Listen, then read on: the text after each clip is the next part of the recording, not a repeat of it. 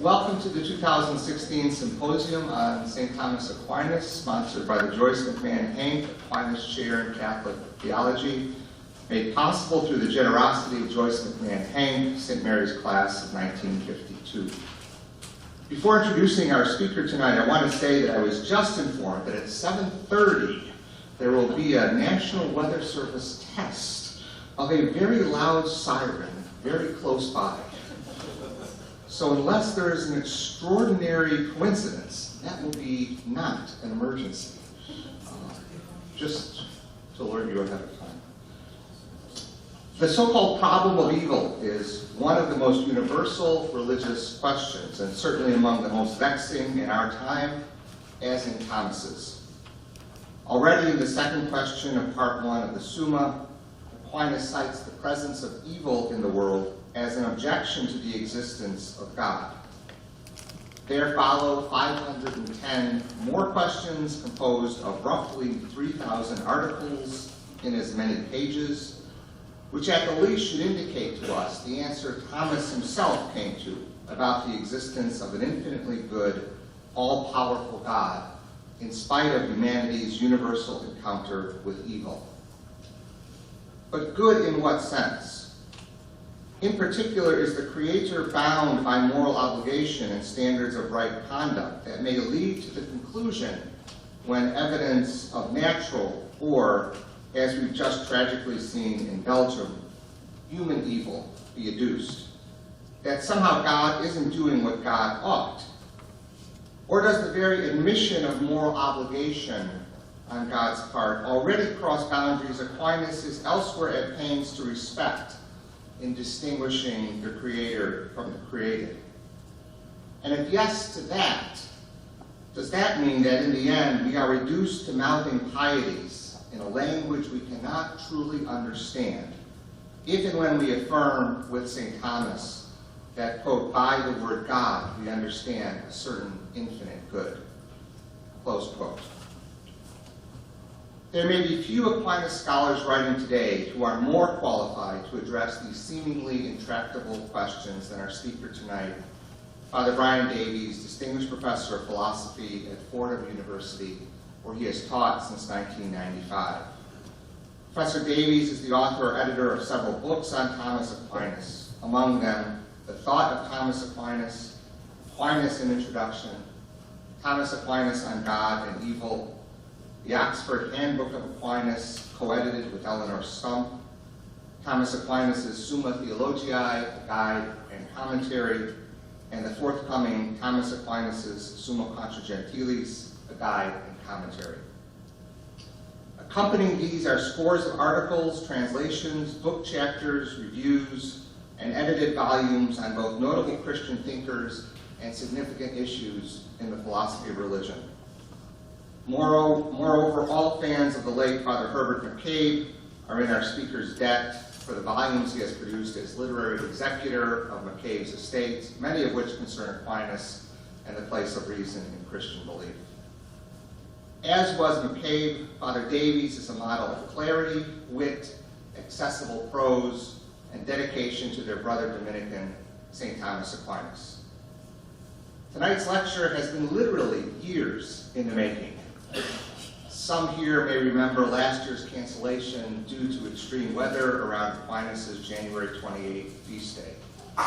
As a result of both prudence and old-fashioned and old-school Catholic creativity, we are reestablishing this lecture series in March in memory of the March 7th feast day Thomas had until 1969, when, with little foresight and absolutely no regard for South Bend winters, it was moved to January so as not to fall during Lent. So from here on out, among all the things you give up for Lent, Thomas Aquinas will no longer have to be one of them. After the formal portion of Professor Davies' remark, we'll have some time for both dialogue through question and answer, and then more informal conversation at the back of the room around food and drink. But first, please help me welcome to St. Mary's Professor Brian Davies to speak on St. Thomas Aquinas on God and evil.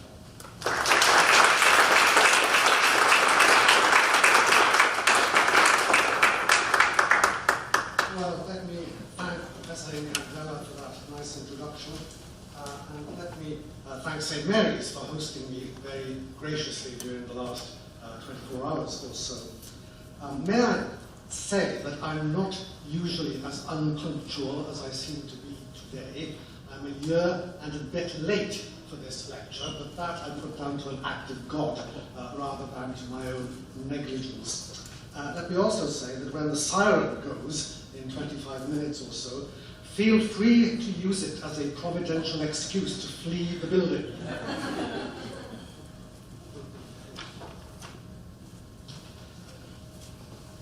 So it's often said that evil is a problem for those who believe in God, since it casts doubt on God's existence.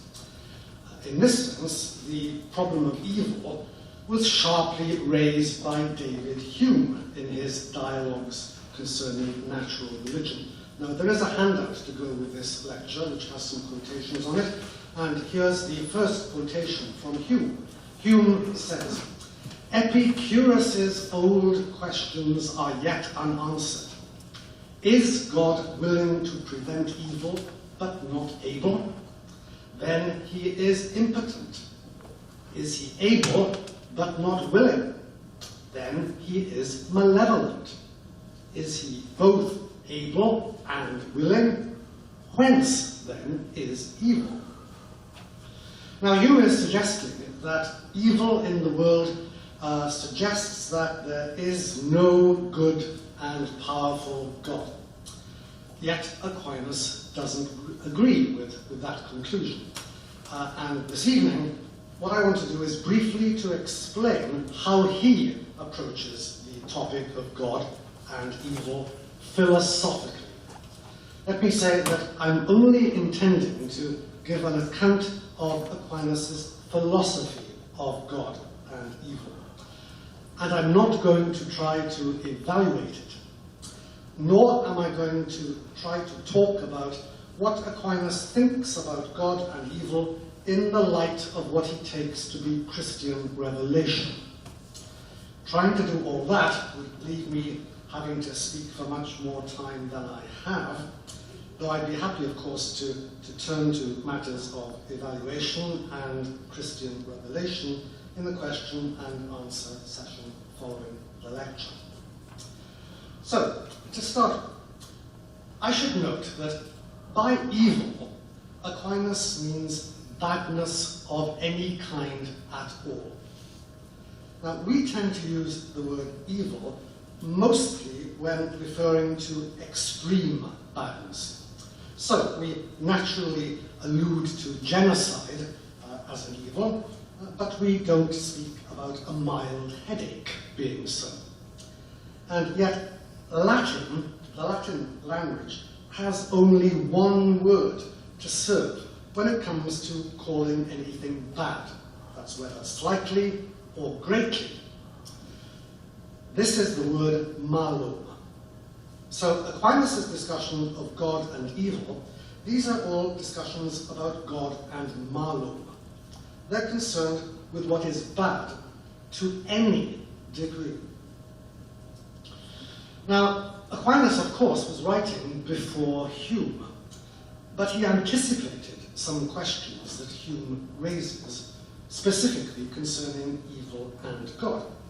And you can see that by noting one of the objections that Aquinas introduces in question 2 of the first part of his Summa Theologiae. The objection runs as follows, and it's quotation 2 on your sheets. Here's Aquinas raising an objection. He writes, "It seems that there is no God. For if one of two contraries were infinite, the other would be completely destroyed. But by the word God, we understand a certain infinite good. So, if God existed, nobody would ever encounter evil. But we do encounter evil in the world, so God does not exist." Now, Aquinas does not accept that line of thinking, but he knows about it. How does he try to deal with it? He does not do so in the way that philosophers who believe that God exists typically do so today. In saying that, what I mean is that Aquinas does not engage in theodicy. Now, by theodicy, I mean an attempt to show that God can be exonerated for permitting evil. More precisely, I take the theodicy to be an argument of some kind designed to explain how all the evil that has ever occurred can be squared with the claim that God exists as both omnipotent and good. Even more precisely, I think of a theodicy as an argument intending to show that God is morally justified in allowing all the evil that has occurred. Proponents of theodicy typically try to do what John Milton said he was up to in Paradise Lost. That is, to assert eternal providence and justify the ways of God to men. Theodicists effectively proceed as if they were counsel for the defense in a legal trial. They take their client to be God, and since it seems obvious that there is and has been a lot of evil around, they conclude, or rather they concede, that there is apparent evidence against their client. Yet, they deny that God should be convicted of being badly behaved. The evidence, they claim, is only apparent. God, they say, has impeccable moral reasons for permitting evil, reasons that should leave us concluding that God is both all-powerful and morally good, even though evil is a fact of life. Now, how do proponents of theodicy think that God can be defended? One popular line of argument is usually called the free will defense. According to this, much evil is brought about by human choices. But, say exponents of the free will defense, God is not to be blamed for this evil. On the contrary, God is to be praised for it. Why? Why so? Because, the argument runs, human freedom is a great good, and because the occurrence of moral evil is due to this good, and in no way due to God, except by way of morally justified permission. On this account, God has given people freedom to make choices. In that case, however, God has to put up with the choices that people make. And in doing so, he is no more to be criticized than our parents, who, at a certain point in time, recognize that their children have become adults and give them space to do their own thing, even if that thing turns out to be regrettable. Yet, of course, not all that we take to be evil is the result of what people choose to do. People do not choose to bring about devastating earthquakes or tsunamis.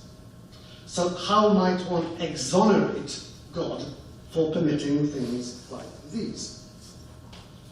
Various answers to this question have been given, but they all tend to boil down to the suggestion that such evils are necessary means to certain goods. Hence, for example, it has been suggested that we would not be able freely to do great good or great harm if it were not for evils that occur in the world of nature and are not anyone's doing. Why not? Because, the argument goes, we would not know what good or harm we could do if there were no naturally occurring evils of the kind with which we are all too familiar. Then, according to another line of thought, naturally occurring evils provide us with opportunities to rise to heights of moral virtue. Opportunities that give us the chance to become morally mature.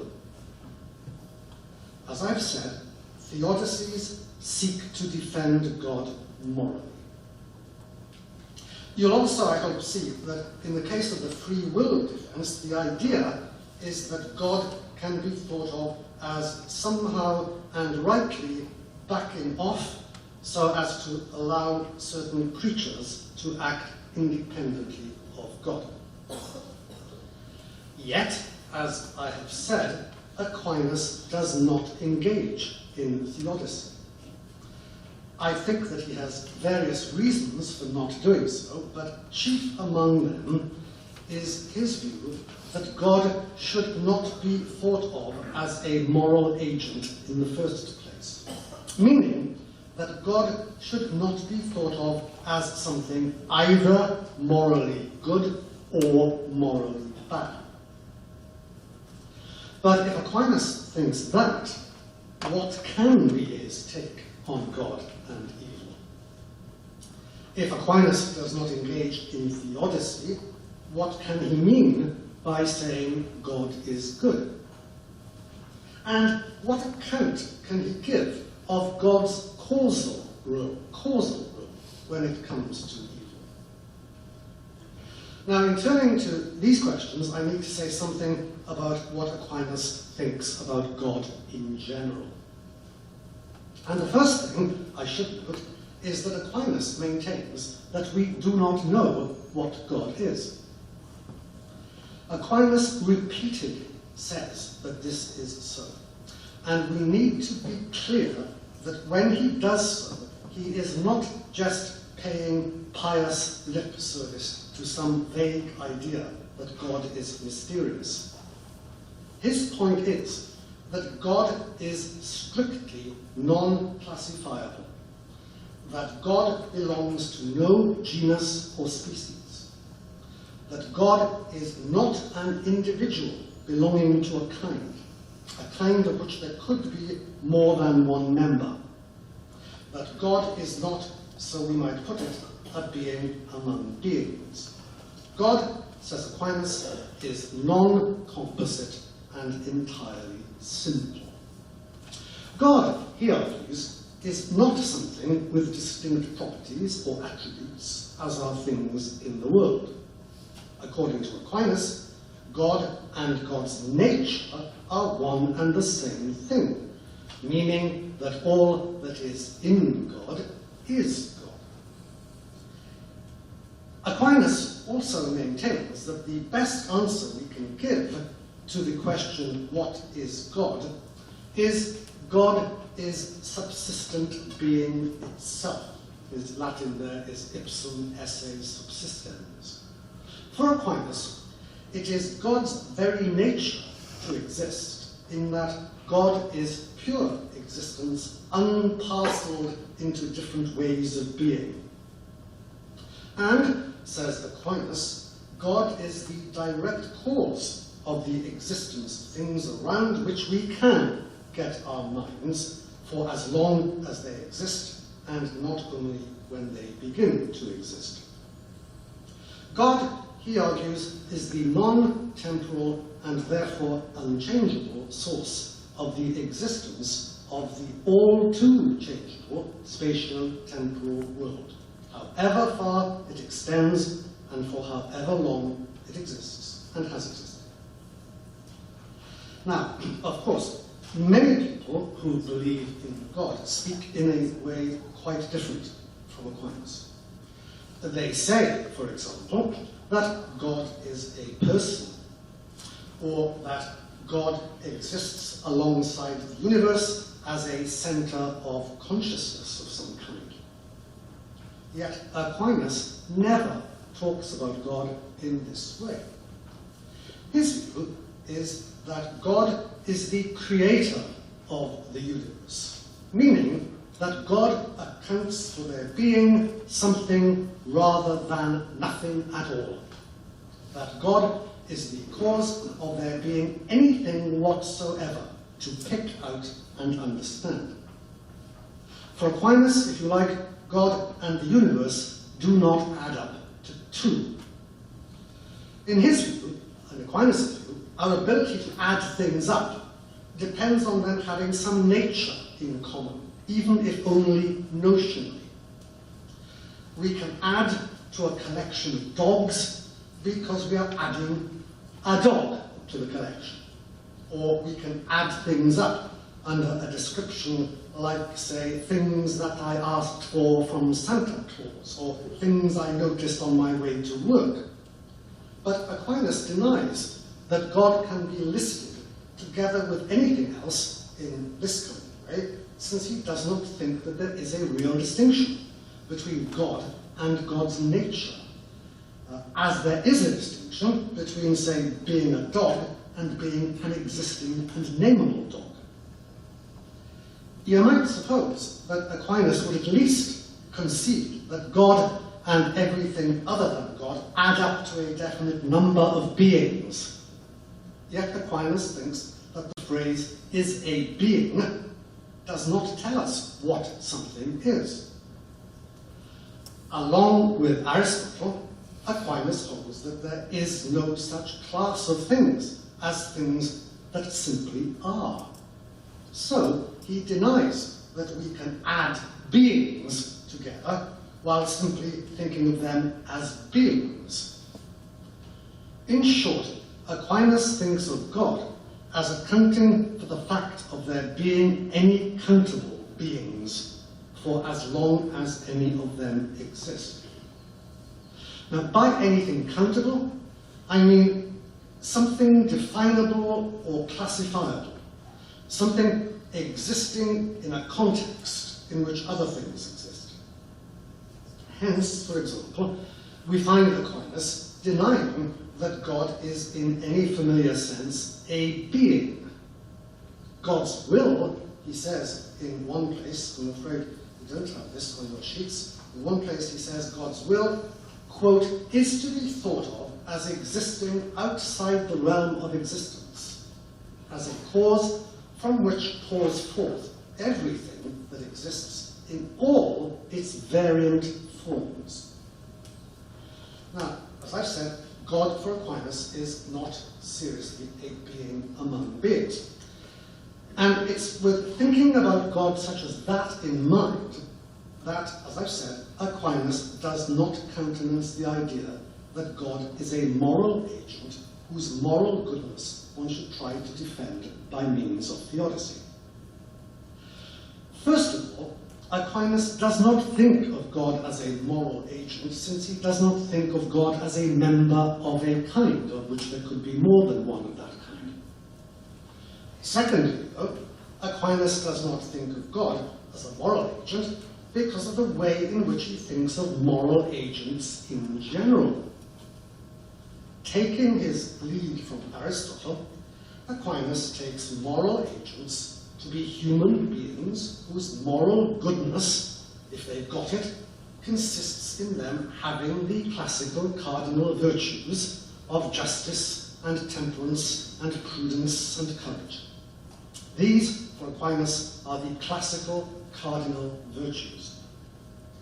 But Aquinas thinks of these virtues as what people need in order to flourish as human beings. So he does not think of God as having the cardinal virtues.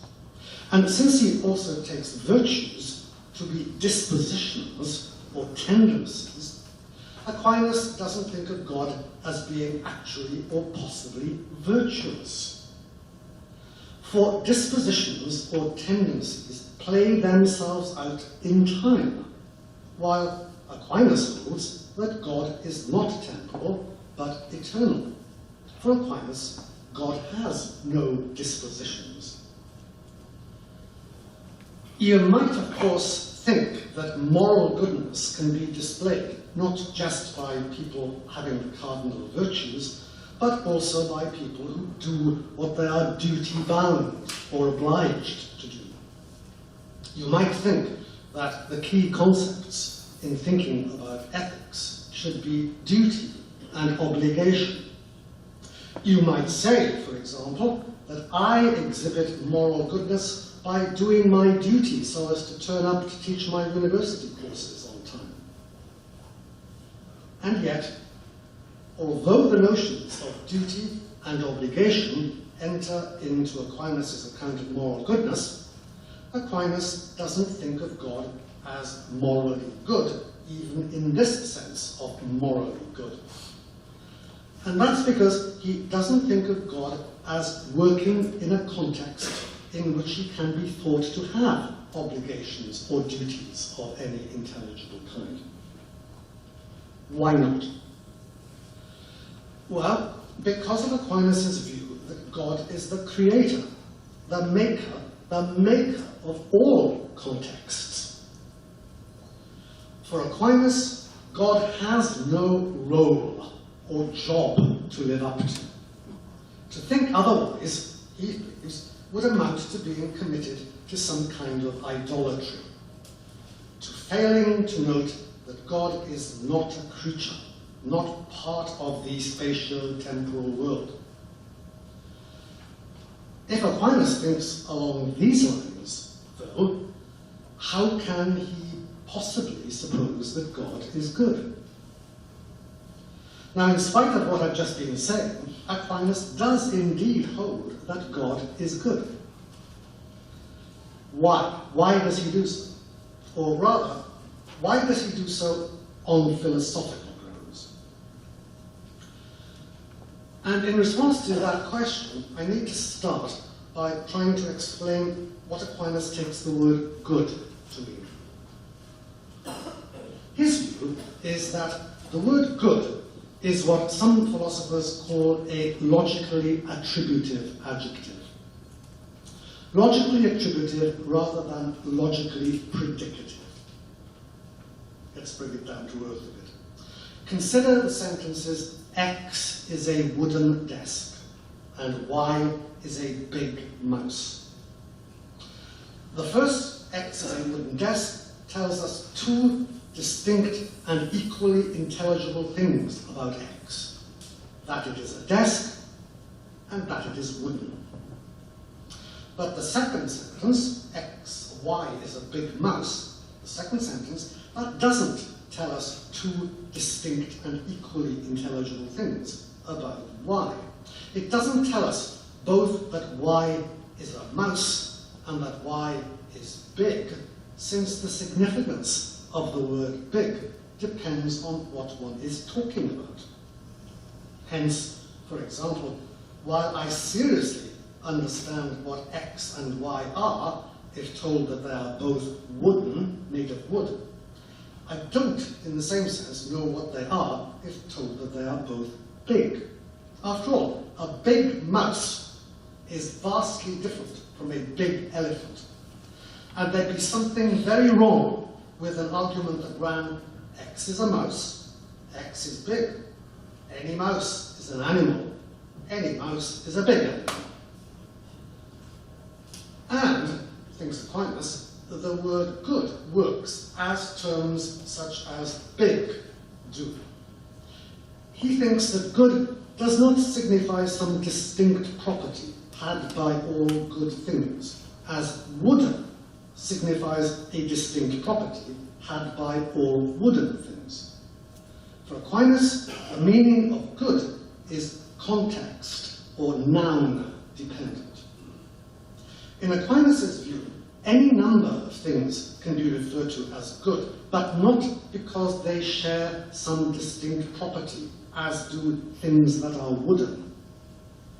There are good books, good teachers, good students, good schools, good colleges, good opera singers, good doctors, good parents, good detectives. There are good all sorts of things. But, thinks Aquinas, what makes them good differs from kind to kind. When we praise a book as being good, we are not thinking of what we have in mind, Aquinas thinks, when we praise a teacher as good. Again, when we commend someone for being a good opera singer, we're not thinking of that person having what we focus on when commending someone for being a good parent, or a good lawyer, or a good accountant, and so on, Aquinas thinks. In his view, therefore, goodness is, in a sense, relative. Yet, Aquinas thinks that goodness is also objective, that various things really are good, whether we recognize this or not. And he thinks that this is so because he holds that different, though different good things might be, they are all somehow attractive. Something is good, he says, insofar as it is desirable. Quote, direct quote. Now, let's go back to God is good. Aquinas doesn't think that God is good can be construed along the lines, God is a good such and such. For Aquinas, there is no class to which God belongs so that we can think of him as being a good instance of things of that kind. But Aquinas does think that God can be thought of as desirable somehow. And in doing so, he reasons, as I had it laid down on 3 on your sheets, in 3 on your sheets. This is cutting a long argument short, but he argues all things desire their perfection. Their perfection is what things are drawn to. Then he argues the perfection of different creatures exists in God, since God is their maker who produces them so that they have the natures that they have. It's fortuitous that you are now reading instead of listening to me. Then he argues, in tending to their perfection, creatures are therefore tending to what is in God before it is in them. Do you want me to stop for a moment or just plow on? Hands up, shall I stop or carry on? So Aquinas holds that goodness in creatures exists because of God making creatures to be what they are and causing them to exist for as long as they exist. And working with the thought that you can't give what you haven't somehow got, Aquinas thinks that creaturely goodness must somehow reflect what God is. Aquinas doesn't think of God as containing creaturely goodness, as, say, a bottle contains water, nor does Aquinas think of God as exhibiting creaturely goodness as creatures do. His point is that goodness in creatures is a dim reflection of what exists simply and undividedly in God, since God is what is making creatures to exist, since they derive all that they are and all good that they aim at from God. Yet, Aquinas does not say that evil reflects what God is. And that for 2 main reasons. The first is connected with his understanding of the meaning of the word good. The second has to do with his view of divine causality. As I've said, Aquinas takes something to be good insofar as it has desirable properties or attributes, considered as the kind of thing it is. So he thinks of there being goodness as there being something actually there that we want to be there or look to find there. But he doesn't think of evil in the same way. At one point he writes this, it's 4 on your sheets. 4. He says, like night from day, you learn about one opposite from the other. So you take good in order to grasp what evil means. And it goes on to say this. He says, we have accepted that the word good means whatever is desirable. Well then, since each real thing is drawn to its own existence and completion, we have to say that this fulfills the meaning of good in every case. Therefore, the word evil can't signify a certain existing being, or a real shaping or positive kind of thing. Consequently, we're left to infer that it signifies a certain absence of a good.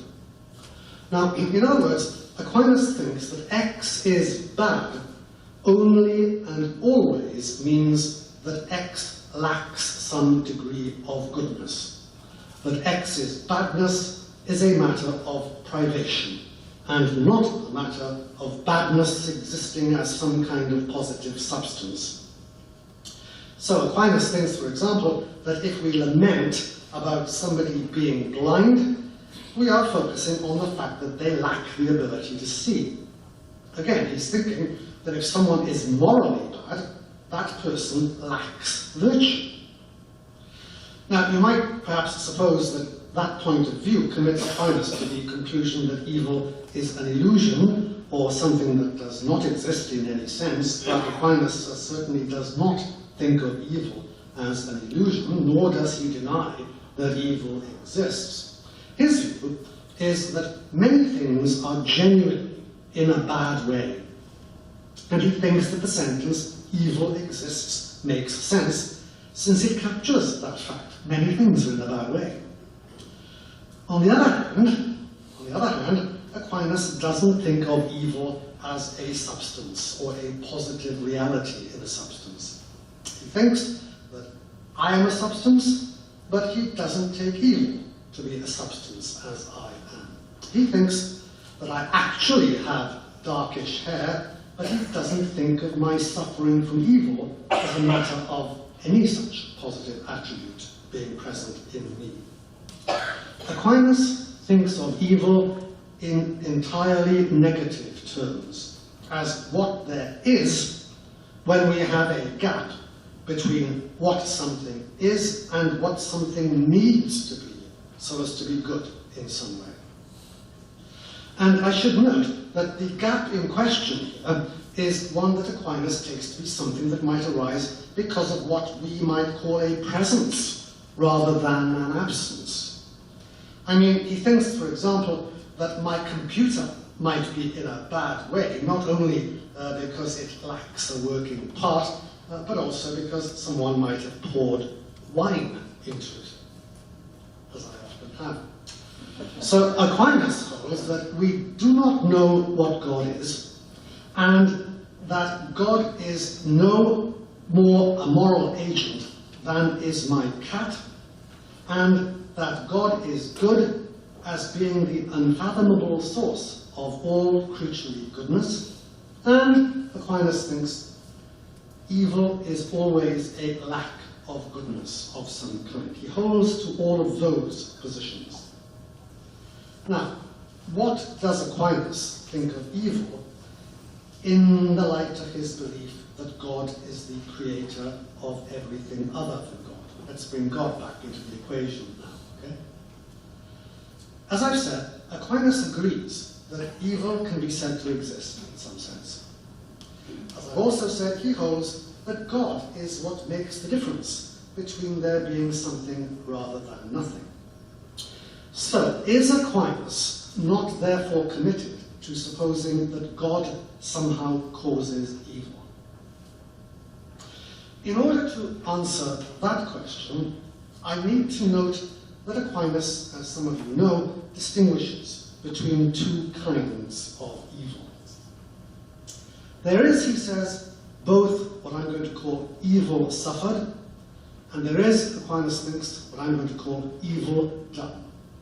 And the Latin term for these are malum pene, I'm translating as evil suffered, and malum culpae, which I'm rendering as evil done.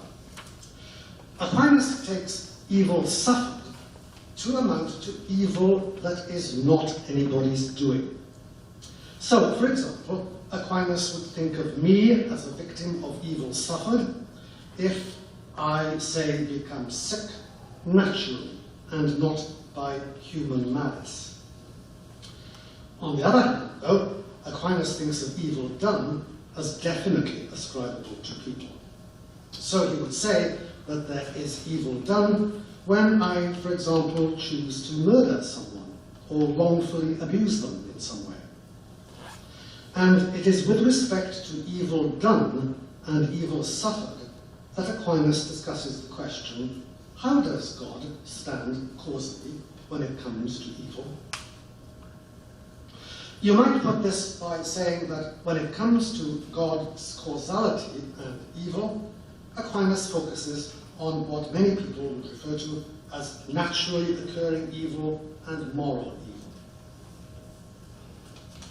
With regard to evil suffered, Aquinas' view is that this is caused by God, but only indirectly and never by being willed as an end in itself.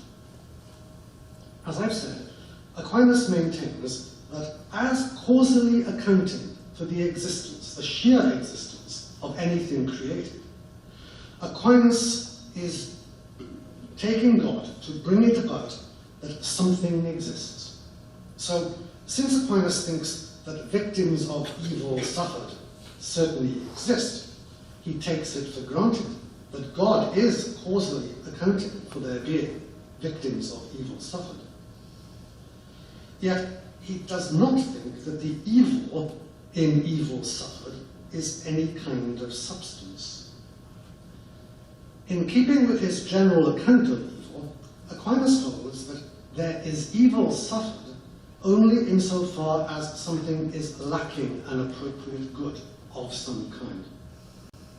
For Aquinas, there is evil suffered only inasmuch as there is a lack of goodness. And Aquinas does not think that a lack of goodness is something creatable. So he denies that the evil in evil suffered is creatively brought about by God. In this sense, Aquinas thinks of the evil in evil suffered as brought about by God only indirectly. More precisely, Aquinas' view is that when there is evil suffered, this is always because there is some concomitant good that God is directly bringing about. So, for example, were he around today, I think he would say that my suffering from, say, malaria is due to the flourishing in my liver of certain mosquito-borne parasites. When I have malaria, these parasites are doing well at my expense. And, thinks Aquinas, this doing well is being created by God, since it exists and involves no privation of goodness in the parasites, causing me to suffer from malaria. In other words, Aquinas' view is that evil suffered always has a scientific explanation and is always to be accounted for in terms of one thing doing well at the expense of another. Actually, his argument is that when it comes to evil suffered, God is causing nothing but what is good. On the one hand, thinks Aquinas, God is causing the goodness in what causes evil suffered. On the other hand, though, Aquinas also thinks that God is causing what goodness there is in the victims of evil suffered, the victims. Aquinas is clear that victims of evil suffered are indeed in a bad way. At the same time, he argues that as long as these victims continue to exist, they possess goodness to some degree. His view is that even an ailing human being has to exhibit the goodness required for there to be a human being, since even an ailing human being is still a human being with enough human goodness to leave it existing as a human being. But when it comes to evil done, when it comes to what he calls malo culpae, Aquinas takes a different line altogether. And that's because he does not think that there is ever any concomitant good when it comes to evil done. At this point, I should perhaps note that Aquinas' approach to evil is entirely what I might call non-consequentialist. I mean, Aquinas thinks that there is evil done when someone makes morally bad choices or commits sin. But he does not think that one has to have brought about bad consequences in order to have made a morally bad choice or to have sinned. Aquinas is prepared to factor consequences of actions into an evaluation of people, and would, for example, deem someone committing genocide to be morally worse than someone, say, stealing a $1 bill. But Aquinas also holds that one can exhibit evil done, that one can be morally bad, even if one manages to have no bad effect in the world. Suppose, and this is horribly too topical today, suppose that I make a smart bomb, and suppose that I put it in a place with the intention of blowing up a large chunk of Chicago. Suppose I do that. But now, also, suppose that the bomb fails to explode, as I intended it to do. Would the fact that I did not manage to kill people mean that I did not exhibit moral badness when planting the bomb? Well, Aquinas thinks no. No. For him, the evil in evil done is attributable to the agent who makes morally bad choices, not in what the agent manages to bring about. For Aquinas, evil done is in the agent. It's not in the consequences of an agent's actions. Correspondingly, Aquinas thinks I might be morally impeccable, even though I do something that happens to do great damage to people or other things. He thinks, for example, that I might be morally blameless should I happen unwittingly to shoot my friend while aiming at a bear about to pounce on her. So for Aquinas, the evil in evil done is only in the doer, and the bad consequences of evil done amount to evil suffered. In that case, though, Aquinas concludes that evil done involves no concomitant good. He doesn't think that my evil actions are due to the action of something flourishing in its own way, as I display an absence of goodness. For Aquinas, evil done is pure privation of goodness with no accompanying good to account for it or to absorb it, as it were. It is, for Aquinas, a dead loss. So, Aquinas goes on to argue, evil done can't be thought of as something created by God. Just follows for him, it's not creatable. It's not something that can be at the end of God's activity of making to exist. As with the case of evil suffered, Aquinas does not take the evil in evil done to be a created substance. So he doesn't take God as making it to have created being. Instead, he argues that it only has a cause in the agent who displays the evil of evil done. And he thinks that this agent causes the evil of evil done only by failing to act as he or she ought to act. For Aquinas, the only acting cause when I exhibit the evil of evil done is me not acting as I should. It lies in me paying attention to certain goods while turning my back on or ignoring other goods to which I should be attending. In effect, for Aquinas, it lies in human freedom. Yet, haven't I said that Aquinas has no time for the free will defense, which is, as I've said, often employed as a way of morally exonerating God in some way? Well, indeed, I have said all that. I have said that Aquinas has no time for the free will defense, and I've explained why Aquinas rejects the free will defense. But am I not now just reporting Aquinas as smuggling the free will defense in by the back door, so to speak, when he talks about the evil in evil done?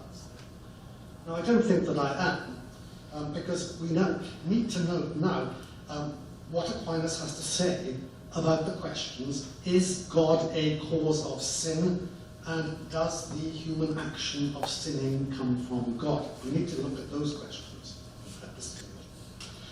And Aquinas' answer to the first question, is God a cause of sin, is no. But, interestingly, you may think, his answer to the second question, does the human action of sinning come from God? To that question he says, yes. God can't be a cause of sin, Aquinas argues, since, in Aquinas' own words, it is not right to say that God causes sin in himself or in anything directly or even indirectly. And then he goes on to say what you find in quotation 5 on your sheets. He says, sin is by definition withdrawal from the order of things which has God as its purpose. For his part, God inclines all things and draws them to himself. Hence, he cannot withdraw either himself or another from the order of things which has itself as its centre. So he can't directly cause sin, nor can God indirectly cause sin. It can happen that God withholds his help, and that without this help one falls into sin, but God ought not to be blamed when somebody sins any more than a pilot should be blamed when a ship sinks, even except in the case when the pilot could and should have been at the helm. Therefore, in no way whatsoever can God be called the cause of sin. Now, the idea there seems to be that God is good and therefore cannot cause to exist what is intrinsically bad. Aquinas also, though, seems to be saying that though God might not make me a saint, it is not his job to make me a saint. The captain of a ship has a job to do. Yet Aquinas can make no sense of the idea that God has a job to do, as does the captain of a ship. And the reason he can make no sense of this idea is because he does not think of God as a thing in the world with a way of acting, rightly or wrongly, that is determined by the circumstances in which it happens to exist as a being among beings. And yet, Aquinas, as I've now said, also holds that the human act of sinning comes from God. Now here's what he says in defense of that position. It's 6 on your sheets, quotation 6. The act of sin not only belongs to the realm of being, but it is also an act. And from both of these points of view, it comes from God. Every being, regardless of its manner of existence, must be derived from the first being. Every action is caused by something already in act, because moving another to act presupposes that the mover has the power to act. Every being which is in act depends on the first act, that is God, as to its cause. Therefore, insofar as a thing can be called an action, God is its cause. But sin is called a being and an action only in the sense that something is missing. And this missing element comes from a created cause, that is, the free will in its departure from order to the first agent, who is God. Accordingly, this defect is not ascribed to God as its cause, but to the free will, even as the defect of limping is due to a crooked leg as its cause, but not to the motive power, which nevertheless causes whatever there is of movement in limping. Accordingly, God is the cause of the act of sin, and yet he is not the cause of sin, because he does not cause the act to have a defect. Now, I take it that what Aquinas is saying in that text is that God is operative as creator even in our sinful acts. God, thinks Aquinas, may not be able to make evil to exist as a substance or positive reality, but, Aquinas holds, God acts in every operation, whether of nature or of things with will. If that's the case, though, is Aquinas not committed now to theological determinism? It's the obvious question to raise. Is he not committed to the view that God forces us to do all that we do, and that we can never act freely, given the creative causality of God as making all things from nothing? Now, you may think that Aquinas is so committed, and yet I'm sure he would not agree with you for reasons that he gives in several places, including his commentary on one of the works of Aristotle. Now, in that work, he singles out a particular argument for discussion, and I give you this argument as quotation 7 on your sheets. This is from Aquinas' commentary on Aristotle's Perithymenias. We read, if God's providence is the cause of everything that happens in the world, it seems that everything must happen the way it does. Firstly, because God knows it and his knowledge can't be mistaken, so what he knows must necessarily happen. And secondly, because he wills it, and his will cannot be ineffective, so everything he wills, it seems, must necessarily happen. Now, in reply to those arguments, Aquinas says what you find as quotation 8 on your sheets. This is his reply to that line of thinking. He says, these objections, and I hope to say this picks up with the earlier part of my lecture, these objections, he says, depend on thinking of knowledge in God's mind and the working of God's will, on the model of such activities in us, when they are in fact very different. When it comes to God's will, Aquinas argues, this can't be thought of as imposing necessity on things, since God, as well as being outside time, is also outside the realm of creating things, some of which come about of necessity, he thinks, while others do not. Aquinas draws on his idea that God is not a being among beings, but rather the source of all creatures, only some of which operate as determined by other things, or as necessity by them. So look at quotation 9 on your sheets where this thought is coming to the surface. He says, what can be and what must be are variants of being, so that it is from God's will itself that things derive whether they must be or may not be, and the distinction of the two, according to the nature of their immediate causes. For God prepares causes that must cause for those effects that he wills must be, and causes that might cause but might fail to cause for those effects that he wills might or might not be. And it is because of the nature of their causes that some effects are said to be effects that must be, and others effects that need not be, although all depend on God's will as primary cause, a cause which transcends this distinction between must and might not. Now, perhaps I might paraphrase that quotation from Aquinas by saying that its main point seems to me to be that God, if you like, makes no difference to anything, even though God accounts for changes that creatures undergo. I quite like the phrase, God makes no difference to anything, as encapsulating a key element in Aquinas' notion of God as creator. As I've said, Aquinas takes God to be the creator, and he takes this conclusion to mean that God accounts for there being something rather than nothing at all, at any time. But he recognizes that this conclusion commits him to the further conclusion that for God to create something is not for God to tinker with it or modify it somehow. Aquinas thinks that God creates something not by changing it, but by making it to exist, simply making it to exist, though not out of anything. And it's with that conclusion of Aquinas in mind that I say that his view is that, in a serious sense, God makes no difference to anything. For Aquinas, God as creator makes the difference between there being something rather than nothing, not the difference in the thing between its being first, like this, and then like that. Though Aquinas does think that God accounts for changes in created things. So Aquinas doesn't think of God's creative act as interfering with anything so as to render its behavior determined or necessitated. He thinks that God, the creator, makes things to be whatever they are.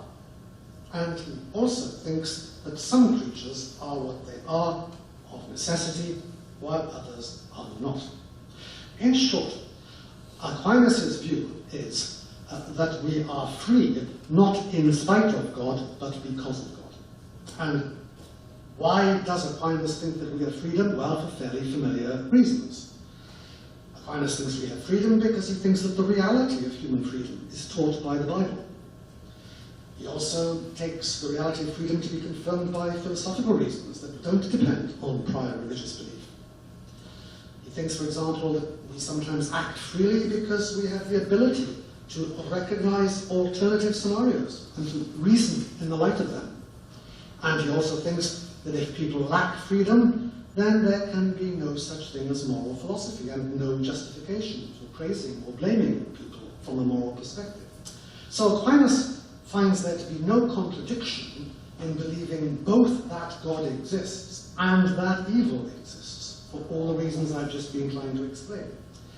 Yet, unlike proponents of theodicies, he makes no attempt to show that God is morally good, even though evil is a fact of life. Instead, he argues that God exists and that God is good, though not a good such and such. And he argues that evil is no proof of God's badness, since it is not a created substance, since it often arises because of the presence of concomitant good, and since evil can be ascribed to people who settle for lesser goods than they should. All of that, I think, means that insofar as Aquinas recognizes there being something to be called the problem of evil, it's a problem about why God has not created more goodness than there is. Aquinas certainly thinks that God could have done that. He thinks, for example, that God could most certainly have made a world in which there are many more flourishing things than there actually are. At the same time, however, Aquinas does not think that God has an obligation to create more good than there is, any more than he thinks that God has an obligation to create at all. Now, is Aquinas right about all of that? Well, much here, of course, will depend on what you take to be the value of his account of God being entirely simple and transcending the world of spatial temporal things as their creator. Of course, that's an issue. But that's matter for another lecture, and I've reached my time more or less exactly, and in spite of the siren.